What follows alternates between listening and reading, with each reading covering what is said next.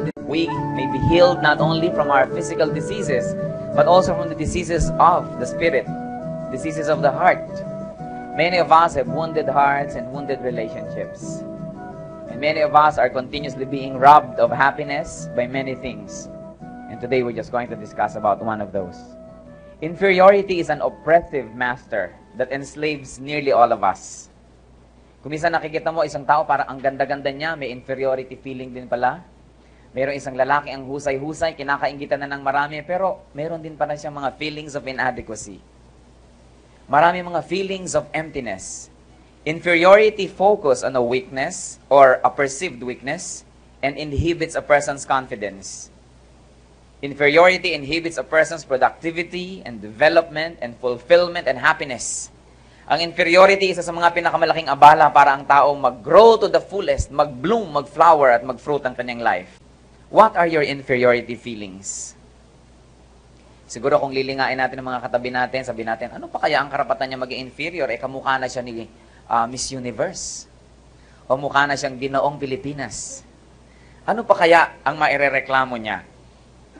Ang inferiority po comes from, of course, the word inferior, which means situated lower or of lower rank, of low or lower degree, or of little or less importance, of less value or merit.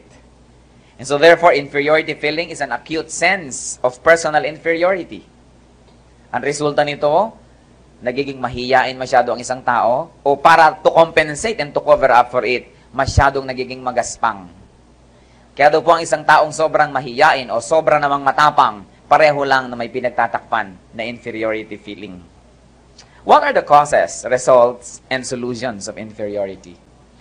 One great cause of inferiority is physical inferiority. Ano po ba ang mga causes ng physical inferiority? Ang isang-isa na dyan are standards. Standards that society or individuals believe in or impose upon themselves. Ano ba ang sukatan ng maganda at ng pangit? Ang society po ang nagde-decide kung ano yan. Meron ang isang society, ang isang grupo ng standards of skin color, of build or height, korte ng mata, korte ng labi, korte ng ilong, korte ng mga muscles. At sa ating sariling bayan, meron pong dalawang main causes of standards that oppress all of us. One is colonial mentality or colonial standards. Dapat ang maganda kamukha ni Gloria Romero, ni Amalia Fuentes, kailangan mga mestizahin, matatango sa mga ilong. So, colonial mentality is one of the causes. Kaya nga siguro nung may mga kauna-unahang Kastilang nagpuntahan dito, sabi ng mga Kastila, ang papangit naman ng mga native sa bayan na ito, mga saratang ilong. Sabi naman siguro ng mga native, palibhas at hindi pa sila nadideceive ng Spaniards, ang papangit naman ng mga ito, paano sila humihinga? Ang liliit ng butas ng ilong, ayoko nga ng ganyan. You see, mabuti pa nung araw na hindi pa nai-impose sa atin ang taste ng mga Europeans, tayo'y masaya sa ating itsura. Kaya siguro yung mga itang nagbabaging-baging at bumababa sa puno, pag nakita yung mga Kastilang mga mapuputi, ang pangit naman ng mga babaeng ito, ayoko maging tulad nila. Sabi siguro ng mga mangyan, ng mga ita. Pero ang nangyari po, we were colonized, tinuruan ng ating bayan na kopyahin ng mga Westerners. Kaya si Doña Victorina sa Noli Me Tangere, pilit nagtitina ng buhok na maging blonde. At kahit lumaki sa kakakain ng balot sa pateros ay kunwari nasusuka kapag nakakita ng balot pagkakasama ng high society. Because beauty for then, sa mga panahon noon na 327 years of Spanish rule, pag hindi Spanish ang itsura mo o Spanish ang gawin mo sa buhay, ikaw ay oppressed. And so the looks were associated with power. And so sa ating bansa, colonial mentality and terrible miseducation have caused most of us to believe that beauty consists of fair complexion, matangos na ilong, matangkad ka dapat, brownish hair. Pag tinatamaan ng araw, dapat nagbabrown ng konti. Kaya hindi pa nasapat doon, kailangan brown din ang mata, kung minsan ay blue, kung minsan ay green, kung ano-anong pinaglalagay sa mga mata. Bato-bato sa langit, ang tamaan ay huwag magagalit.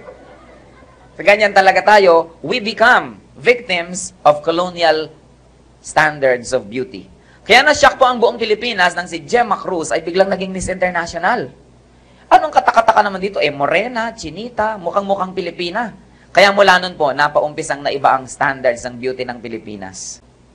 At nanalo si Gloria Diaz, sabi nila, ang pangit naman ito, naging Miss Universe. Paano ang concept natin ng beauty ay yung mga Kastilaloy, mga mukhang Amerikana.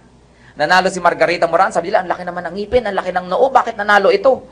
Kaya ngayon, ang nananalo na sa Bilibining Pilipinas, yung parang may kagat na trend. Kasi uso, nagiging Miss Universe pala pag hindi maisara ang bibig sa lalaki ng mga ngipin. You see, kung paano po tayo nasa-shape no, ang ating mga values. O kaya ngayon, yun ang hinahanap daw, Filipina beauty. That is one, colonial mentality and miseducation. Meron pa pong isang dahilan, another oppressor. This is the paganistic exaltation of the human body and idolatrous personal cults of movie stars propagated by the media. Nagtutulong-tulong po ang mafia ng advertising, ng movies, ng television at ng mga magazine to make us all feel miserable. Heto ang mga cover, ang gaganda ng mga ngipin. Kaya tuloy tayo ayon ng kamito at nakikita ang sungki. Bakit gano'n? Napakaganda ng ngipin ni Vilma Santos para mga perlas. Kaya tuloy, ang standard natin ngayon, dapat mukha kang artista. Nauso yung pelikulang Ghost, lahat yata ng Pilipina ay nagmukhang Demi Moore. Kaya, nakikita po natin, mabuti itong pinapauso ni Andrew A. na humanap ka ng pangit. Marami po siguro sa atin ay mapapauso. Dahil ano ba ang standard ng pangit at maganda? Idinidikta lang yan ng colonial mentality at idinidikta lang yan ng media. Tulad ng usong kanta, pag yun ang laging nadinig mo, yun na pala ang uso. Sino bang nagdidesisyon kung sinong uso? Sino bang nagdidesisyon kung anong usong damit? Kasi pag nakita na natin, kinokopya agad. This is the idolatrous and paganistic exaltation of the body. At isa pa pong cause of physical inferiority, yung physical disability. May paralysis, may polio, merong naputol na bahagi ng katawan, o kaya bulag, o kaya may hair lip. At lalo pa po ang ating mga pelikula na pinagtatawanan at ginagawang katawa-tawa ang mga taong may kapansanan. And so because of physical disability, many people also become inferior. So pervasive and oppressive are the standards of beauty that nearly everyone suffers from varying degrees of inferiority. Sobrang mataas ang standard, sobrang mapangalipin ang ibinibigay sa ating panukat na kuminsan halos lahat tuloy tayo, one way, here and there. Sobra ang ating pagiging pagkaawa sa sarili. Kaya kung minsan ay binuhay na ang buong factory ng Cebo de Macho para lamang burahin ang mga kotak-kotakot na peklat. Kung ano-anong ginagawa natin, sapagkat lagi nating nakikita ang mga binti ni Gloria Diaz na laging nakabalandra sa mga litrato ng magazine, sabihin natin, dapat ganun pala. What are the results of physical inferiority? Unang-una po, nagiging withdrawal from society. Yung wag na lang akong pumunta doon. Hindi naman kasi ako maganda. Hindi naman ako matangkad. Hindi naman ako maputi. Hindi naman ganito ang buhok ko na hahampas-hampas sa ganun. Napagkamalampang ang still wool ang buhok ko minsan. Huwag na lang. So many people withdraw from society. Yun namang iba, exaggerated boldness ang nangyayari to compensate. Yung sobrang namang matapang, sobrang nagiging makapal. At ipinaghahalanda ka ng kanyang perceived ugliness. And so it is a cover-up to compensate. Marami pong may mga kapansanan o mga imperfection, laging sila na ang kauna-unahang nang hihiya sa sarili nila. Sila nang kauna-unahan ng mamaliit sa sarili dahil inaasahan nila, gagawin din naman ng iba, mabuti pa unahan na nila. And so that is another attitude. Yung iba po nagiging overly self-conscious. Kaya pero may mga dalang abaniko, tinatakpan ng mukha, ngingiti lang, nagtatakip pa dahil ayaw ipakita ang kanyang mga gilagid. Naputukan pala ng kandi na araw yung kanyang kawayan. Kaya umitim ang gilagid, ayaw na tuloy ipakita ngayon. Akala natin, ubod ng hinihinto, yung ngingiti ay nagbubuka ng pamaypay. Yung pala may inferiority feeling. And some people become very obsessed with catching up, kaya panay nga ang pa-bleach ng skin peeling, talagang hindi na makakain ng masarap ang pagpamilya, na ipa-skin peeling ng lahat ang budget. Pasensya kayo mga anak, nagpapa-skin peeling ang nanay nyo, kaya wala tayong ulam ngayon. Nandiyan na yung mga nose lift, mga bust lift, mga hair dye, mga cosmetic surgery, mga hiwa ang talukap ay pinapalagyan, meron naman pinapatakpan ng talukap, pinapalakihan ng mata, pinapaliit, pinapabawasan ng tenga, kung ano-anong ginagawa sa katawan. This is very oppressive. At tayo pinagsasamantalahan naman ng mga beauty industry, kaya napakalaking industriya na ang beauty culture.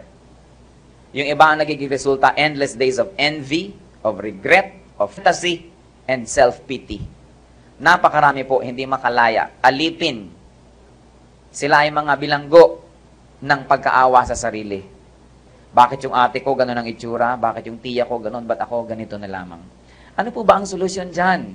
Tayo ba'y habang panahon na lang na magiging bilanggo ng ganitong inferiority? Unang-una po, do not be a slave of worldly standards. Huwag tayo magpaalipin sa panukat ng mundo. Iba naman ang panukat natin mga Kristiyano eh. Kaya sabi sa Romans 12:2, do not be conformed to this world, but be transformed by the renewal of your mind, that you may prove what is the will of God, but what is good and acceptable and perfect. And so do not be conformed to this world. Huwag natin silang gayahin. Pag sinabi ng Binibining Pilipinas Beauty Contest na ang paa ng babae pag pinagtabi dapat ay walang ka-space at kayo'y may space na ganun, huwag niya sila sabihin, bakit sa ganito ako yan ang inyo, etong akin Kaya tuloy, we feel very inadequate because we always measure ourselves against the measures of the world. Another thing that we can do not pay exaggerated attention to the human body. Ang katawan ay lalagyan lamang. Ang mahalaga yung nakalagay, yung espiritu doon. Sabi sa Matthew 6:25, sabi ng Panginoong Jesus, therefore I tell you, do not be anxious about your body. Is not the body more than clothing? Talaga nga naman, ang clothing ay hinuhubad, naluluma. Ganon din po ang body. Pagka tayo kinuha na ng Panginoon, huhubarin natin yan, maluluma. Kakainin ng mga uod. Magiging alabok. Kaya ang yung mga beauty rituals araw-araw ay nabaliwala sapagkat papapakin lamang ng mga insekto at ng mga kung ano-anong uod ang katawang ito. At huwag tayo pong magpadaya. Huwag kayong kanta ng Let's Get Physical. At kanta ng Material Girl. Kaya tuloy, nai-impluensya, pati mga awitin, tayo yung ginagawang miserable. Sasabihin ni Madonna, I'm living in a material world and I'm a material girl. Kaya naman ang mga tao gusto sila yung materiales fuertes. The body is only a container of the spirit. It is the spirit that is important. The body is important, but not as important as the media makes it. Another thing that we can do about physical inferiority, first of all, is to thank God and appreciate your body because you were, take note, wonderfully made. Psalms 139 verses 13 up to 16 says this, for you created my inmost being. You knit me together in my mother's womb. I praise you because I am fearfully and wonderfully made. Your works are wonderful. I know that full well. My frame was not hidden from you when I was made in the secret place. When I was woven together in the depths of the earth. Your eyes saw my unformed body. All the days ordained for me were written in your book before one of them came to be. Don't you ever dare to call yourself ugly because God does not make any ugly creation. Amen? You are fearfully and wonderfully made. No matter what Avon Company says, God says you are fearfully and wonderfully made. God makes no mistakes. God knows best why and how He created you and I this way. And remember, God does not create rubbish. Hindi siya gumagawa ng basura. Hindi siya nagkakamali. Yun lang panukat ng mundo ang mali. Huwag tayo magpadala sa panukat ng mundo. Accept yourself for what you are and thank God for what you are. He knows what is best. There are other things we can do to get rid of that inferiority. Improve your looks within reasonable bounds, as in hygiene, health, and reasonable grooming. Maaari namang ma-appreciate ng konti ang ating look sa konting ayos-ayos, konting hygiene. Malinis tayo lagi, mabango tayo, at laging nakangiti. Then we are able to improve yung dating natin. Hindi naman kung sinabi natin ang katawan ay gano'n na lamang ay pababayaan natin sapagkat gusto rin ng Panginoon, alagaan ang katawan. Pero ilagay naman sa lugar. Hindi puro katawan na lang ang inilagaan at nakalimutan na ang espiritu. At sapagkat ang standards ng mundo ay laging nandyan, meron pa po tayo ibang magagawa so that we will not always be obsessed with inferiority. One is to excel in areas of life other than looks. Hindi lang naman pagandahan ang daigdig. Develop and nourish your skills and talents. Meron po nagsabi, it is good to be beautiful, but what is good will soon be beautiful. Yung mabuti, maganda yun. At sabi po ni General Carlos at Romulo, alam niyo po si General Carlos Romulo ay maliit pa yata sa akin. Pero naging siyang Secretary General ng United Nations. At kahit saan siya pumunta, nilalagyan ng mga tungtungan dahil hindi siya makitang ganyan. At sabi po ni General Romulo, a man's height is not always measured in inches. Because General Romulo was a towering man in international diplomacy. No Filipino after Jose Rizal was respected by the whole world more than General Romulo. And he said, a man's height is not always measured in inches. There's another thing that we can do about our physical inferiority. Draw inspiration from great men who were not exactly beautiful. Isang-isa na po dito, ang sumulat ng napakaraming letters dito sa New Testament, Paul, the father of the Christian church in the pagan world. Alam niyo po bang si Paul ay hindi siya gwapo? Sabi ng 2 Corinthians 10:10 about Paul, for some say his letters are weighty and full, but in person he is unimpressive. Hindi nyo papansinin kung makikita nyo personally. Hindi nyo pa akalang iyan si Paul. Akala nyo yun ang messenger ni Paul. Yun na pala si Paul. Sabi mo, huy, nandiyan bang boss mo? Sino ang hinahanap mong boss? Si Paul. Ako na nga yun. Pahiya pa tayo. Tradition presents Paul as a short, rugged, and a man full of scars. Marami siyang peklat. May keloids pa yung iba naka-emboss. Ang kanyang mga peklat. Dahil sabi po sa Galatians 6:17, sabi ni Paul, finally, let no one trouble me because I bear in my body the marks of Jesus Christ. Kutakot-takot na peklat ang inabot niya dahil kahit saan siya pumunta siya, binabato siya, binubugbog, hinuhulog sa bangin. Kaya sabi nila po, napakapangit daw ni Paul. Pero yun ba ang natandaan ng daigdig tungkol kay Paul? Hindi. Yung kagandahan ng kanyang loob. Yung kagandahan ng kanyang serbisyo sa Panginoon and the sharpness of his brain as provided by the Lord. At hindi lang yon, Paul was haunted by some handicap. Maybe it was a physical disability. Sabi niya that he had a thorn in his flesh. Maginawin pa, sabi nila si Paul ay merong pang malaria. But then, the writings of Paul are our guide today. Hindi yung itsura niya ang natandaan. Ano po bang itsura ni Lapu-Lapu? Alam ba natin? Hindi, pero natatandaan natin ang ginawa niya. Hindi sila nagpaapi sa mga Kastila. Our deeds far outweigh our looks. Isa pa po, baka kayo magulat, ang Panginoong Jesus ay hindi po magandang lalaki. Sabi ni Isaiah, nakita niya po ang Panginoon before the time at sumulat siya Isaiah 53:2. He grew up before him like a tender shoot and like a root out of dry ground. And remember what Isaiah said, he had no beauty or majesty to attract us to him, nothing in his appearance that we should desire him. Ano na naman po ang luminlang sa atin? Yung mga itsura niyang super gwapo, mga images, mga litrato na talaga namang pagkagwapo-gwapo, physically speaking. But Isaiah said, nothing in his appearance is there that we should desire him. He had no beauty or majesty. Hindi po siya stand out.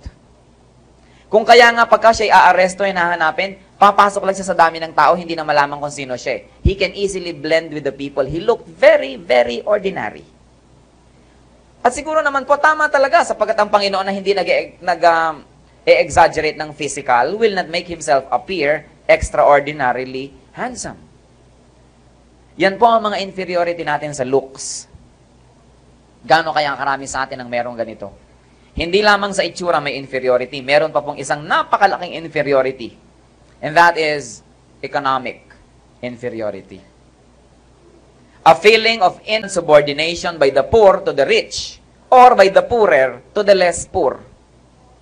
Hindi lamang naman po tayo sa mayaman na inferior. Yun lang, mas mahirap tayo kahit mahirap siya, kumisan inferior na tayo. Ano po ang mga dahilan bakit marami sa atin na inferior sa mga may kaya, sa mga mayaman? Unang-una, dahil umaasa tayo sa kayamanan niya. We depend on the person's largesse or gifts or help. Or, we covet the rich person's favor or friendship, or we avoid to make the rich man angry. And so we become inferior. Minsan, miseducation. Na pagkamayaman agad, bow tayo agad. Pagkakapwa mahirap, hindi natin pinapansin. Or kuminsan, we have very close association with the dependents and employees of the rich. Eh, syempre, pag pumunta ka sa isang bahay, ang dinalaw mo'y katulong, edi sa maid's quarters ka rin. Doon ka rin sa gilid-gilid pumupunta. And so sometimes our very close association with their employees also infect us with the inferiority of their employees. Nakakalimutan natin hindi naman siya tayo nasasakop. There's another reason, that's feudal mentality, yung ating hacienda attitude. You know, the old towns of the Philippines were run by a few families. Lahat ng bayan sa Pilipinas, hindi hihigit sa 10 pamilya ang nagpapaandar ng daan-daang taon. Kaya pag nalaman mo agad ng mga apelyido nito, yung Luzuriaga, Madrigal, Lopez, Tuason na S, hindi yung Z, baw ka agad, naku, mayayamang pamilya yan. Feudal mentality. And we have misguided values. Yung sobrang pasensya na anak, ganun talaga, mahirap tayo. Magtiis anak. Ang mga alipin ay nililikha sa kandungan ng ina. Ang aliping ina, magpapalaki lang ng mga aliping anak. Kaya pag naapi ang anak, ganyan anak talaga, magpasensya tayo, may habag ang Diyos. Totoo po, may habag ang Diyos, pero hindi natin i-ascribe lahat sa Diyos ang injustices and we'll take it sitting down. Kaya sabi ni Rizal sa mga women of Malolos, mapapala daw po ang mga taga-Bulacan, ang mga taga-Malolos, sapagkat ang mga babaeng Malolos ay matatapang, hindi kayang takutin ng mga praile. Ang mga inang matatakotin, ang kinikreate niyan at pinapalaki, mga anak na matatakotin din. Mga inang mahiyain, ang pinapalaki niyan, mahiyaing anak. Misguided values, miseducation. At bakit pa tayo inferior sa mayayaman? Dahil sa ating utang na loob complex. Ano po ang mga resulta nito ng inferiority complex natin? Economic inferiority. Unang-una, the exploitation of the poor. And there are two ways that the poor are exploited. Una, yung imposed exploitation, demanded or requested against the will of the person, pero hindi makatanggi. Sige na nga. Na-exploit. Gano'n po karami mga kasama ang mga anak na dalaga ay binibigay dun sa may lupa, nagiging katulong for life. E paano, hindi makabayad sa utang. Labag sa kalooban, pero walang magagawa. Kasi utang na loob. Yung utang na loob po, magandang tradisyon natin mga Pilipino, pero ito rin ang isang dahilan kung bakit tayo alipin ng kokonting tao. Sa walang katapusang pagtanaw sa utang na loob, na pag sinuma-suma mo, hindi naman pala talaga utang na loob. Katulad ng mga may lupa, utang sila nung araw sa mga magsasaka, 2 kabang bigas or palay, ang balik nun, 3 kaban. Ang lalaki ng mga interest rates, kaya hindi na makabayad, kaya tuloy may utang na loob ng may utang na loob. But it's a very oppressive system. Meron pa pong isang paraan daw, how the poor are exploited by the rich. The poor volunteer to be exploited. Yung tinatawag nating hospitality. Natuwang-tuwa naman ang mga Amerikano. The Filipinos are hospitable. Kaya tayo pag dumating sa lay, baba sa kama, doon na lang tayo sa sahig. Inyo na ang kama namin. Hindi po masama maging hospitable, pero let's make sure that we have dignity in our homes. Na hindi tayo nagiging hospitable dahil lang tayo nahihiya. Kung tayo hospitable dahil we want to please, really, that's good. Pero kung dahil nakakahiya naman, kahit mangutang tayo, pakanin natin ito.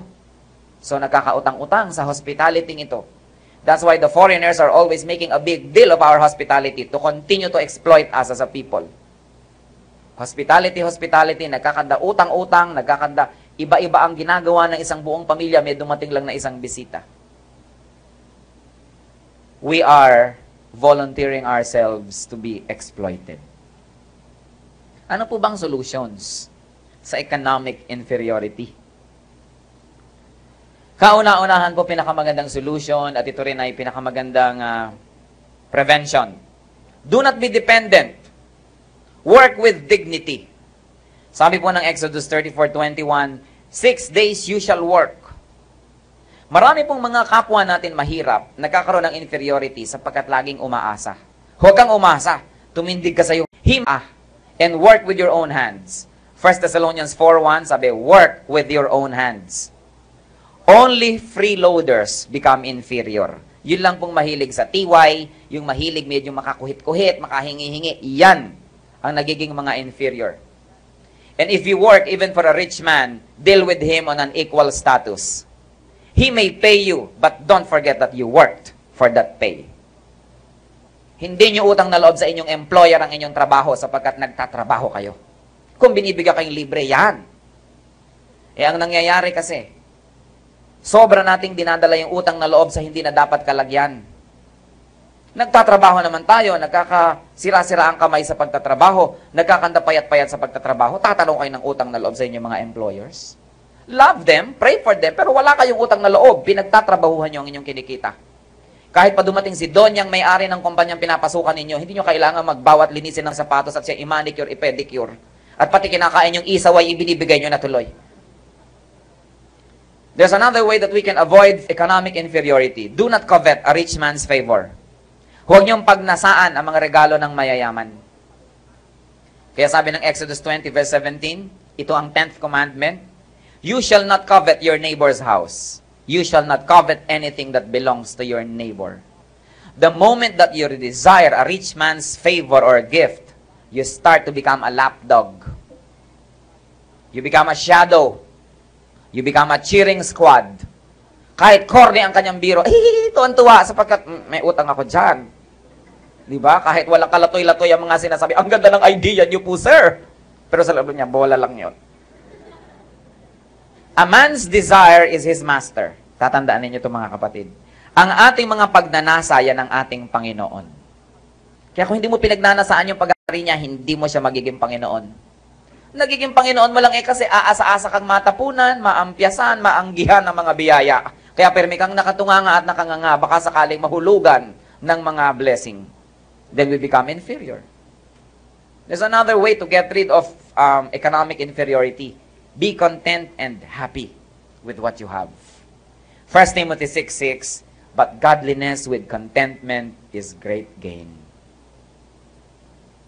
Maging kontento tayo. The moment na gusto mo nang, baka naman sakaling mabigyan-bigyan ako, iikot-ikot ka na, para na tayong aso. Kahit sipa-sipain, bahag-bahag ang buntot, nakangiti pa rin dahil umaasang matapunan ng kahit konting pagtingin. There's another way that we can be free from economic inferiority. At ito mga kapatid, gusto kong i-internalize nating lahat. Do not treat poverty as a reason for inferiority. Kahit kailan, hindi kapintasan maging mahirap. Kapintasan maging tamad, pero hindi kapintasan maging mahirap. Kung ginagawa na natin ang lahat, mahirap pa rin tayo, wala tayong magagawa. Sabi nga ng isang kasabihan sa Tagalog, bahay man ay palasyo, kung nakatiray kwago, mabuti pa'y kubo, kung ang nakatiray tao. Huwag natin ikahiya ang ating dampa, ang ating maliit na bahay, kung tao ang nakatira. Huwag tayong sa tuwi-tuwi na baw na lang sa mayayaman. Alam niyo, ang kabaitan natin sa mayayaman, hindi rin naman na-appreciate. Mabuti pa yung kabaitan sa kapwa mahirap. Nagkakatulungan tayo. Gaano karaming mga tao ang sip-sip, dadali ng kaisa-isa nilang manok na tumitila-tilaok pa doon sa kanilang big boss. Iyon ay pag pumasok na sa kusina, hindi na niya nalaman kung kanino galing yun eh. At umaasa-asa tayo na medyo ibabalik naman niya sa atin ay pabo. Lahat naman ng regalo sa mayaman, umaasa na kapalit, di ba? Kaya huwag nating pagnasaan yung kanya. At pag hindi tayo nagnanasa, hindi niya tayo maaalipin. If you are dependent on people, they can throw anything at your face, and you will have no choice but to smile. Your desire is your master. If you don't desire for what you do not have, nobody can enslave you. Maaari tayong magkaroon ng maraming properties, maraming alahas, maraming gamit, pero ano ang itsura natin pagkasama na natin yung ating inaasahan? Maaaring ang taas ng boses mo sa mga katulong, ang taas ng boses mo sa mga under you, pero anong behavior mo kapatid pag ang kaharap mo na yung inaasahan mo? Diyan nagkakatalo. So that is economic inferiority. Meron pa pong isang malaking inferiority, and this is professional inferiority. The almost automatic submissiveness of employees to employers, of staff to managers, and of managers to higher-ups. Ano pong causes ng professional inferiority? Again, colonial mentality. Excessive submission to the master. Sapagkat nung araw, pagka boss, boss talaga yan. There's a very thin line between professional life and personal life. Kaya ang boss, pagka ang kanyang asawa ay magsa-shopping, kasama pati sekretarya. Alila ka nun ng lalaki, alila ka pa rin ng babae. Hindi ka naman sinusweldohan para bumuntot-buntot sa kanya at dali ng kanyang grocery bag. Kaya nangyayari ganyan. Driver ka pa ng anak niya. Sapagkat ganun nung araw Kailangan matapos na yon. Paano yun matatapos? Take away that colonial mentality from our minds. Meron pa tayong family mentality. Alam niyo po, sabi nga ni Jose Rizal, maging ang inyong mga kapintasan ay hiram. Pati ang ating very close family ties na hiniram sa mga Chinese. ay meron ding disadvantage sapagkat dinadala natin yung close family ties outside of the home hanggang sa opisina. Kayo mga boss, anong tawag ng mga Pilipino? Tatay. Hoy, nandiyan naman tatay mo? Wala pa eh. O yung nanay mo, nandiyan na ba? O ayan ang nanay ko. O kaya ayan ang tita mo, o ayan ang tito mo. O ayan ang si kuya. Pagka dinefine natin ang professional relationship in terms of the family, immediately nakabaw na tayo. Immediately, nakasurrender ka na agad. Eh paano? In terms of family. Eh syempre, baw ka sa tatay, baw ka sa nanay. Dinadala natin hanggang sa professional life ang ating family mentality. At yung patronage system, yun ang utang na loob. Paano ka naman hindi mai-inferior dito sa boss mo? Eh, ikaw naman eh hindi marunong mag-type. 60 minutes per word. Pero ipinasok ka. O di pasalamat ka talaga ngayon. Lahat ng handaan sa bahay nila, gayat ka ng gayat ng karne. Dala mo pa ang karne. Dahil baka matanggal ka sa iyong trabaho. Patronage system yan kasi. Isa pang reason sa persons of professional inferiority, lack of self-respect, lack of personal capacity, lack of professionalism. Kung nagtatrabaho kayo, tiyakin yung nandun kayo dahil mahusay kayo. Dahil hardworking kayo. Hindi dahil kumpare ng kapitbahay ng tiya ng lola mo, itong may-ari ng kumpanya. Kaya tuloy, ikaw ngayon, nakaasa ka sa personal relationship. Kaya tuloy, kulang-kulang na lang, tanggalan mo ng balakubak ang iyong employer, bunutan ng puti, dahil baka tanggalin ka. Kung nandun kayo sa saan mang inyong pinupuntahan, make sure that you are there because you deserve it. Ano mga resulta ng mga professional inferiority? Excessive submissiveness na naman. Kahit sa palagay mo, it is a very unwise idea, baw ka lang ng baw. Wala kang kaboses-boses. Smiling on the outside, crying in the inside. Minumura ka na, nakangiti ka pa rin, thank you, sir. Your words are full of wisdom, sir. I have never seen a people on earth, katulad ng mga Pilipino, lahat ng tao, sir at ma'am. Sir, ma'am, sir, lahat na sir at lahat ma'am. I remember one episode in my childhood, and I really cherish this. Ang father ko was working sa Caltex, so ang mga big boss nila, mga Amerikano. Minsan, sa bahay namin, may dumating na Amerikano. Tinanong ako, sabi niya, how old are you? Sabi ko, I forgot my age, pero tinawag ko siyang sir. In front of the American, ang sabi ng tatay ko, don't call him sir, call him Bob. His name is Bob. If I would call him sir, that's my business, because I'm his employee. You are not his employee. Call him Bob. Because even I don't call him sir. Tandang-tanda ko yun. At mabibilang sa daliri talaga ng mga talangka ang tinawag kong sir. Sapagkat ang mga puti, pag tinawag yung sir, antemano, ang trato na sa inyo, trapo. Tatandaan nyo yan. Lalo yung mga magtatrabaho sa ibang bansa. Oras na nadinggang kayo niya ng sir at ma'am, ang tingin na sa iyo, alipin. Iginagalang lang ng mga puti ang mga Pilipinong hindi tumatawag sa kanila ng sir. Pag tinawag kayo ng first name, tawagin nyo ng first name. Mga doktor, pagka tinawag kayo ng Tekla, tawagin mo rin siyang Kulasa. Doktor, gusto niyang tawagin niyo isang doktora, tawagin niya kayo ng something. O Mr. Santos, so ikaw, ano doctor? Lagi tayong naka-equal. Hindi tayo nagmamataas, pero equal. Bakit mo sineser, minamamam yan, ang tawag sa iyo ay first name? We have a very terrible colonial mentality. Mga doktor lalo na. So, ang mga doktor, pag tinawag kayong first name, tawagin niyo rin first name. Sapagkat kung gusto nilang tawagin niyo silang doktor, dapat tawagin kayong Mr. Something or Miss Something. Pero hindi, tayo agad, nakababa agad eh. Mentality yan. Mentality ng api. So, another result of professional inferiority is inhibition of creativity and productivity. Hindi tayo nagiging productive. Antay lang tayo ng mando, ng utos. Hindi natin na magawa yung gusto natin gawin. We don't realize the fullest potential of our personality. And another, of course, another result, we become exploited. Pumasok ka doon para maging draftsman, gawa ka na rin ng gawa ng kape. Pumasok ka doon para maging accountant, eto ka na ngayon, tagabili na rin ang turon sa labas pag nagugutom ang boss. Hindi ka na pinauwi, nagkanda over, tawad na, ayun. Wala pa rin, reklamo ka ng reklamo, sa kapwa mga empleyado, pagkaharap siya, okay lang sir, ganyan. Tayo, naaapi. Paano nagpapaapi? Kasalanan natin yan. Ano pa mga solution dito? Tulad ng nabanggit na, dapat we should erase our colonial mentality. Wala na ang mga Kastila, wala na mga Amerikano, wala na mga Hapon. We are a free people.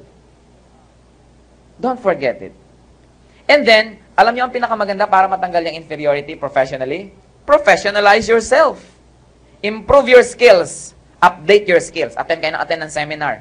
Maski natapos na kayo mag-aral, attend pa rin ang attend. Kung hindi kayo natapos mag-aral, aral ng aral. Work well. Be above reproach. Yung hindi kayo kayang pintasan, hindi kayo kayang silipin. Depend on your performance, not on personal relationships. Professionalize yourself, and you will find yourself becoming more and more respectable. And then do not insult and debase yourself or allow yourself to be debased. Water follows the path of least resistance. Therefore, do not be the path. Resist. Resist people that will exploit you. It is your right as a Christian to be a free person. Hindi lang free to do what you want, but free to think the way you want to think. As long as it is under the truth of God. And then, if I may say again, one more solution, treat even your superior or employers as equals. Sabi 10:7, the worker deserves his wages. Huwag kayo nagpapasalamat sa inyong mga amo pag sumusweldo kayo. Dapat lang, dahil nagtrabaho kayo. The worker deserves his wages. Ngayon, kung kayo pagka hina-hina at wala talagang magawa, ine-employ pa rin kayo, yan kayo magpasalamat na magpasalamat. Pag kumati ang likod niya, ikabuti nyo agad dahil baka kayo tanggalin. Pero habang kayo ay umaasa sa inyong kakayanan na ibinibigay ng Panginoon and you continue to improve yourself, hindi nyo kailangan magkamot ng galis ng may galis. You don't have to debase yourself. Minsan masyado natin pinapaliit ang ating sarili. Napapansin nyo ba sa inyo ring sarili, may mga pamangkin kayo, mga anak, yung ibang matigas ang ulo, inuutusan nyo ba? Hindi, kasi hindi kayo sinusunod. Sinong lagi nyo inuutusan? Yung oo ng oo. Diba? Water follows the path of least resistance. So kung kayo inaapi-api, huwag kayong pumayag. Lalong-lalo yung mga nagbabalak magtrabaho sa ibang bansa. Huwag kayong papayag na ginaganong kayo. Pero, pwede lang kayong manindigan kung kayo mahusay. Eh kung wala naman sinabi, panay pa ang laban, matatanggal nga. So we'll go back to one basic thing para matanggal ang inferiority. Be a good and excellent worker. Kahit bordadera kayo, kung kayong pinamahusay magborda, kahit hindi kayo natatawa at hindi kayo tumatawa sa biro ng may-ari, hindi kayo tatanggalin kasi mahusay kayo magborda. Alam niyo naman mga employer, alam din niya kung sinong mahusay, hindi rin kayo pawawalan. Huwag tayong lagi ng umasa sa favor. Tayo dapat manindigan.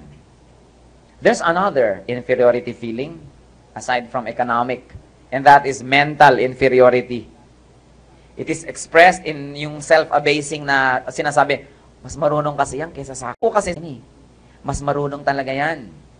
Kasi bobo lang ako. Mahina lang talaga ang utak ko. Bakit po may mga taong nakumbinsing sila'y bobo?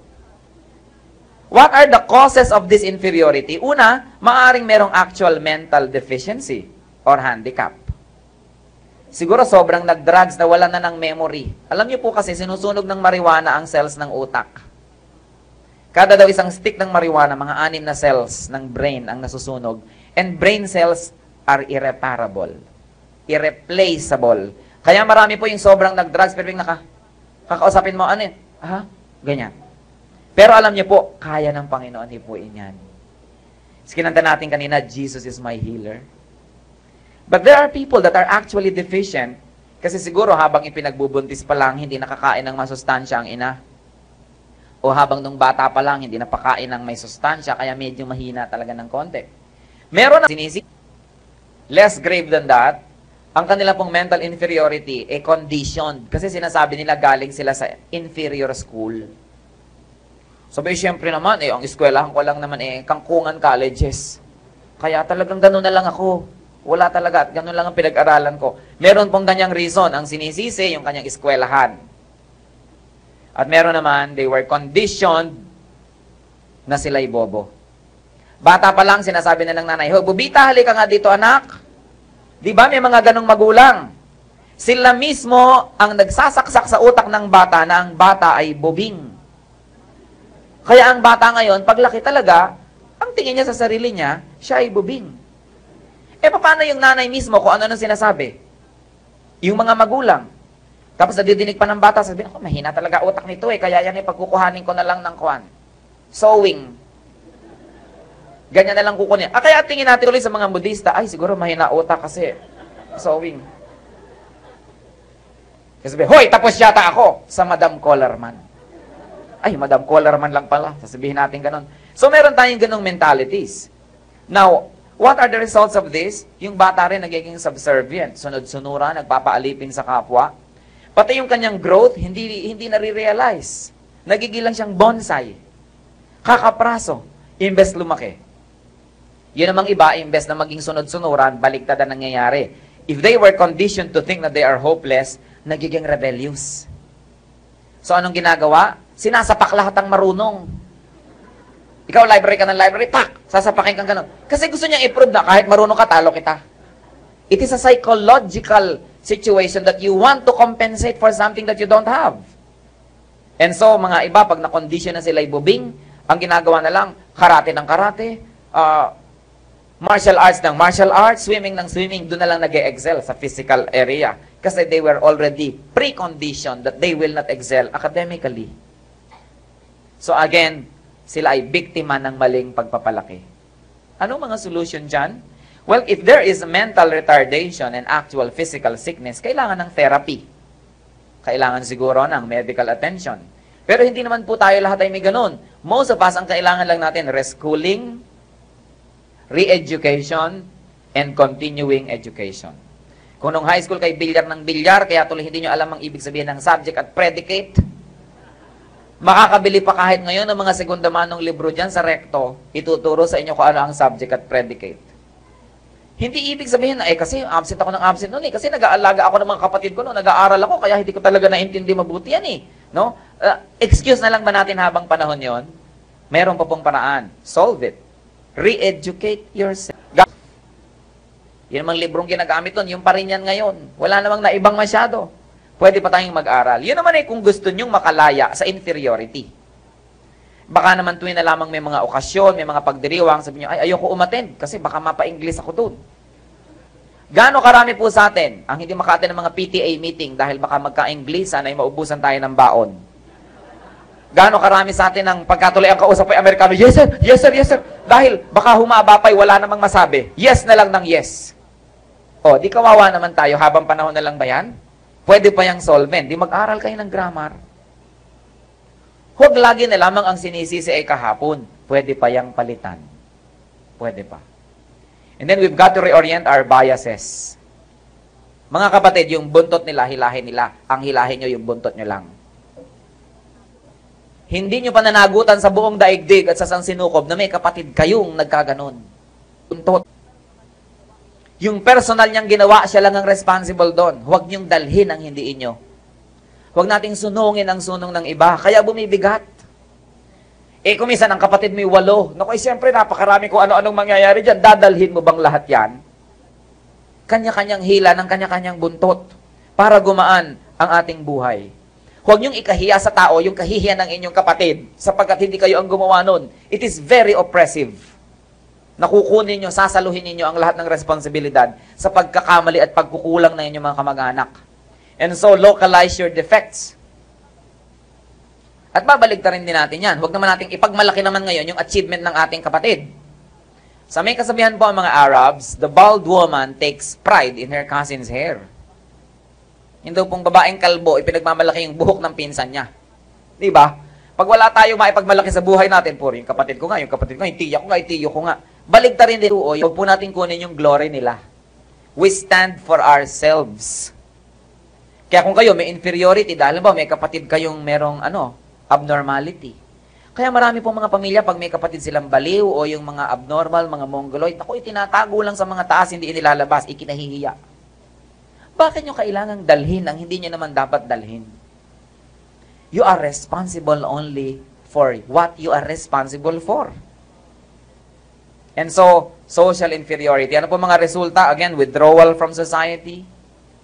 Abstention from opportunities. Marami na sanang tsansa. Ayaw na.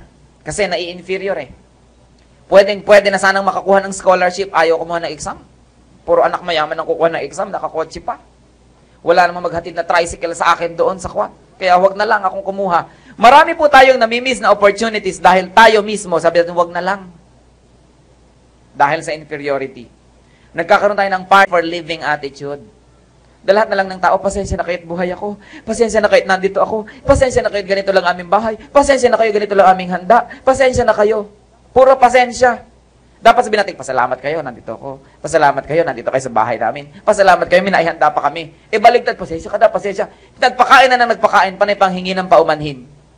Bakit? Inferiority. Yung iba naman na nagiging resulta tuloy, a lot of envy. Ingit na ingit tayo dun sa mga sosyal. Dun sa mga in na in. And then, many rebel and reject that. Kaya umuuso yung mga anti-social persons. Sino sa inyo ang nanood ng maging sino ka man? Umamin na. Amin na, sige na, sino pa? Masama magsinungaling. Ayan, dahil ako po'y nanood din. Nakita niyo si Robin Padilla, kahit ang kaharap niya yung mayaman, kunwari, ayaw pa niya. That is classic example of counter-reaction. Ayaw naman ngayon, nakakita ba kayo ng taong, ayaw ko sa'yo dahil mayaman ka. Pero counter-reaction. Pagka ang uso lahat ay disente, siya pirming nakamaong, pirming nakaragin. Counter-reaction, it is a psychological imbalance. It is a sign of inferiority. Trying to be covered up for by exaggerated boldness. Parang sinasabing, hindi ako bilib sa inyo. Kaya iba ang aking paraan. It is inferiority. What are the solutions of this? Social inferiority. Unang-una, we must rise above our background. Kung ano man ang background natin noon, maging sino ka man, kalimutan na dapat yan. Learn to polish your raw self. Ang kailangan, magbigay tayo sa sarili ng isang reasonable and acceptable standard at yun ang ating gawing goal. Meanwhile, we must accept reality and accept ourselves. Pag kayo mismo, you don't accept yourself, sino pang inaasahan yung tatanggap sa inyo? We must accept ourselves and have peace with ourselves. And then continue improving. But do not be obsessed with improvement. Yung improvement, sige, one day at a time. Nag-improve ako ngayon, salamat, nag-improve ako. Pero hindi puro improvement ang laman ng utak kasi nawawalan tayo ng happiness noon. And forget the past. Lahat po ng pamilya merong skeleton in the closet. Meron ba ditong tatayo sa sabihin, ang pamilya ko, wala ni isang baho. Ang pamilya ko, wala ni isa sa aking mga kapatid, mga pinsan na disgrasyada. Wala ako ni isang kapatid o pinsan na nag-drugs. Hindi nag-aaway ang mga magulang ko. Wala kaming utang. Hindi kahit kailan nangalo niya ang mga magulang ko. Walang nagsusugal sa aking pamilya. Meron bang makakatayo na ganon? Lahat po ng pamilya may skeleton in the closet. Ilabas na nga at nang dumali ang buhay. Habang tinatago, pinagtatakpan, lalong humihirap. Let's forget the past. Let's learn to forgive ourselves and forgive other people that made our past miserable. Kung pirming yung kulang nung araw ang ating babalik-balikan, kahit kailan hindi na tayo makakalaya. Sabi ni Paul mismo sa Philippians 3:13, sabi niya, one thing I do, forgetting what is behind me and training toward what is ahead. Amen? Forget what is behind you if it's negative. Kung kayo manong araw ay napulot lang sa baha, nasa kahon ng Alaska, milk, ano ngayon kung napulot kayo sa baha? Ano ngayon kung nakuha lamang kayo dito at doon? Ano ngayon? Does that make you a lesser person? Ano ngayon kung lumaki kayo sa sapang palay? Ano ngayon? Ano kung hindi kayo asendero, wala kayong mga lupa? So what? Ang mahalaga yung darating pa. Yung darating pa. And so, rebuild your life with the Lord's help. And the Lord, speaking through the prophet Isaiah, Isaiah 61 verses 1 to 4, sabi ng Panginoon, He has sent me to build up the brokenhearted, to proclaim freedom to the captives and release from darkness those that are prisoners. I come to comfort all who mourn, to bestow on them a crown of beauty instead of ashes, the oil of gladness instead of mourning, a garment of praise instead of the spirit of despair. They will rebuild the ancient ruins and restore places long devastated. They will renew the ruined cities. Claim the Lord's restoration of Israel as His restoration of your life from a dark, troubled, unhappy past. Maaaring ang sinabi ni Isaiah 61 verses 1 to 4 ay kung papaano patatayuin muli ng Diyos ang bansang Israel mula sa kanyang pagkakawasak. But claim it for yourself. Kung ano man ang naging wasak sa ating buhay nung araw, patatayuin tayo ng Diyos sapagkat tayo ngayon ang kanyang bayan. Those that accepted Jesus Christ are now the Israelites, citizens of heaven. Sons of Abraham by adoption, according to promise. We are Israel. And if the Lord restores His land and His people, He restores us as well. Claim the Lord's restoration as yours. Kung ano man ang kailangang i-restore. Halos lahat tayo, merong mga pilat ang nakaraan. May mga masasakit na gunita.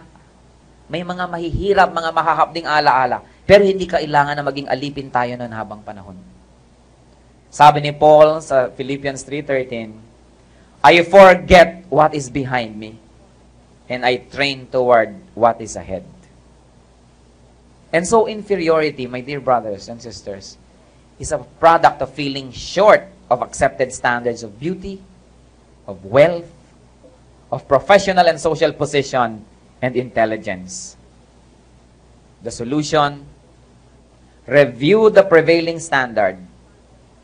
Tingnan ninyo kung ang standard na yan na inyong pinanghahawakan ay talagang yan ang standard ng Panginoon. At kung talagang maganda ang standard at tayo kulang, improve yourself to your limit and then accept yourself. You can improve so much because we cannot be perfect. Exhaust your limitation. Push your horizons. Yung mga bakod na yan na sumasakal sa inyo, itulak ninyo. Pero hanggang sa kaya lang natin. Yung hindi natin makaya, ibigay natin sa Diyos. Let's learn to continue to improve ourselves within acceptable and realistic bounds. And then, accept even our imperfections. Darating ang panahon, lahat ng imperfection na yan mawawala. Sabi sa 1 Corinthians 13, but then when I see the perfect one, when the perfect comes, the imperfect will pass away. Now I know in part, but then I shall understand in full, even as I have been fully understood. Hihintayin natin ang Panginoon para magkaroon tayo ng perfection. It can never be attained here. Maghahabol lang kayo ng pangarap na hindi nyo aabutan kahit kailan. At ang buong buhay natin, mapupuno lang lagi ng feeling of disappointment and despair and bitterness. You will chase a rainbow which is not there when you get there. Do not strive for perfection. Strive only for excellence. Excellence within our limits. In what areas of life are you suppressed? Disturbed or inhibited by inferiority feeling? Yan ba physical inferiority? Financial inferiority? Professional kaya? Mental or social? Christian, accept your present self. The Lord accepted you. The least that you can do is to accept yourself. But with the determination to improve realistically. Look forward to what you can become by God's help. Meanwhile, accept yourself today. Set yourself free from inferiority. John 10:10 tells us, and the Lord said, the thief comes only to steal and to kill and destroy. I came that they may have life and have it to the full. Ang gusto ng Panginoon, buhay na buhay tayo. Pag natutulog tayo, enjoy. Pag gumising tayo, enjoy. Pag kumakain tayo, nag-e-enjoy tayo. Pag nakikipagkwentuhan tayo, nag-e-enjoy tayo. Pag nagpe-pray, pag nagpe-praise, pag nag-aaral, nag-e-enjoy tayo. Sabi ni Lord, I came that they might have life and have it to the full. Punong-puno and have it abundantly. Do not allow inferiority to be used by Satan to rob you of happiness. You have been cooperating with Satan for so long. This must be put to a decisive stop. Stop Satan and yourself from robbing yourself of happiness through inferiority.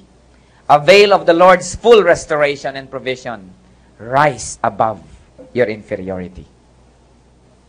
I would like you to just be alone with the Lord for a while. Why don't we just bow our heads in the Lord's presence? Review your life, brothers and sisters. What are you inferior about? Physical, financial, professional, mental, or social? In the name of Jesus, you can be free. You can be free today. And if you want to be free from whatever hang-up, whatever inferiority you have in your life, rise where you are. Ask the Lord's help. We're going to ask the Lord to help us. Stand where you are. If you like the Lord to touch you today, to be free from inferiority, whatever it is, there's nothing impossible with Him. Nothing is too difficult for Him. The Lord can touch you. But the Lord cannot help us unless we recognize that we need help. We cannot receive medication until we go to the doctor. Let's go to the doctor of our soul, of our personality, of our body, of our economy, of everything. The Lord of Lords, the Lord Jesus Christ. And so right now, I want you to just pray silently and ask the Lord to touch you and set you free. And decide also to cooperate and that you set yourself free from whatever it is. Looking forward, not backward. And then after some moments of silence, we will pray together. Meanwhile, pour out your heart to God. Tell Him about all of these things because He listens.